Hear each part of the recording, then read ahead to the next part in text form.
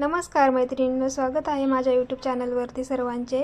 तर पहा, मी आज बनवत आहे मुरमुऱ्याचा चिवडा। तर मी त्यासाठी इकडे एका घमिल्यामध्ये मुरमुऱ्याचं पॉकेट वतून घेतलेलं आहे आणि आता इकडे मी मका पोहे त्यामध्ये तळून टाकत आहे। अशा पद्धतीने मी मका पोहे भाजून घेतलेले आहेत तेलामध्ये। आता तर कढईमध्ये मी थोडंच तेल टाकलेलं आहे, भरपूर तेल नाही टाकलेलं, कारण कमी तेलामध्येही चांगल्या पद्धतीने भाजतं मका पोहे आणि ते सगळं चिवड्याचं सामान खूप खरपूस असं भाजलं जातं। जास्त तेल तर ते पूर्ण खरकाट होतं, त्यामुळे मी थोडंच घेतले।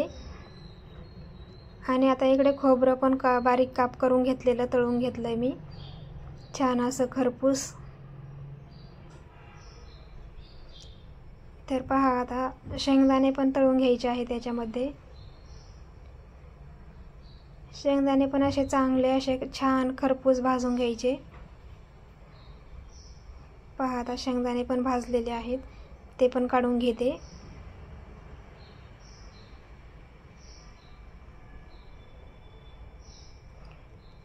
आता शेंगदाणे काढून घेतले की आपल्याला कढईमधलं तेल थोडं कमी करायचं आहे आणि फोडणीपुरतंच ठेवायचं आहे त्यामध्ये। तर आता मी शेंगदाणे पण काढून घेतले आहेत, तेल पण कमी करून घेते। आणि आता त्यासाठी मी इकडे फोडणीला मोहरी, जिरे आणि लसूण ठेचून घेतलेला टाकलेला आहे। आता त्यामध्येच कढीपत्ता पण टाकते आहे। कढीपत्ता आणि लसणाने चांगली चव येते मुरमुऱ्याच्या चिवड्याला। याच्यामध्ये मी काही चिवडा मसालाही नाही वापरलेला आणि शेव आणि फरसाण पण नाही वापरलेलं, तरी पण अशा पद्धतीने खूप छान भारी लागतो चिवडा। एकदा नक्की बनवून पहा। आता याच्यामध्ये हळद टाकून घेतली मी, हिरवी मिरची, हळद।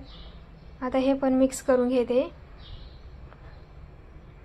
आणि आता याच्यामध्ये टाकायची आहे कोथिंबीर बारीक कापून घेतलेली।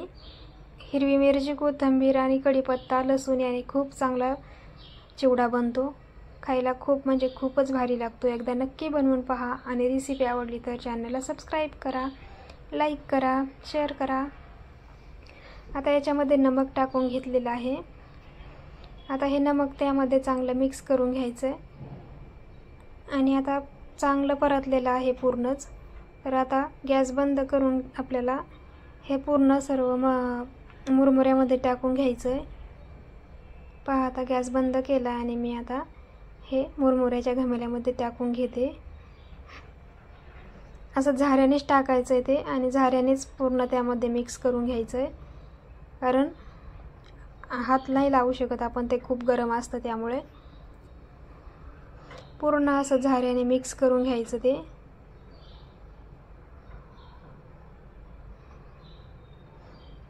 म्हणजे जे फोडणीतलं सामान होतं ते कढीपत्ता, कोथिंबीर, त्याची चव पूर्ण मुरमुऱ्याला लागली जाते। नमक, हळद सगळीकडे मिक्स होतं असं।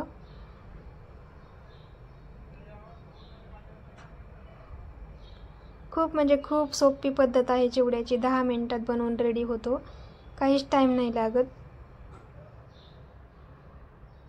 आणि खायला पण खूप अप्रतिम लागतो, बिना चिवडा मसाल्याचा आणि बिना शेवचा, फरसाणचा।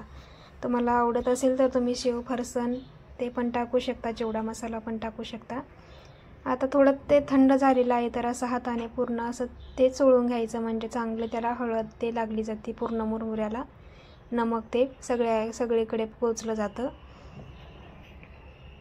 तर आता अशा पद्धतीने मी सर्व पूर्ण हाताने पण मिक्स करून घेतलेला आहे आणि आपला चिवडा मुरमुऱ्याचा तयार आहे।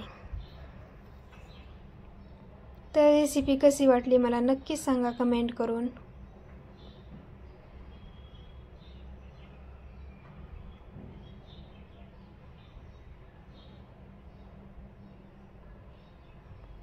चला, बाय बाय।